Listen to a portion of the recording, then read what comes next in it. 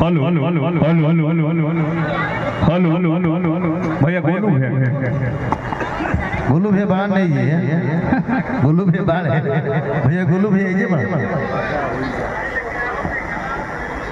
हम सबों के बीच में बड़े भैया अज्ञान प्रमुख मुकेश भैया के आगमन भैया भैया का स्वागत करो मैं मंच के माध्यम से, और मंच पर बुलावा करो बड़का भैया बुची भैया के हाथों से अंग वस्त्र से सम्मान।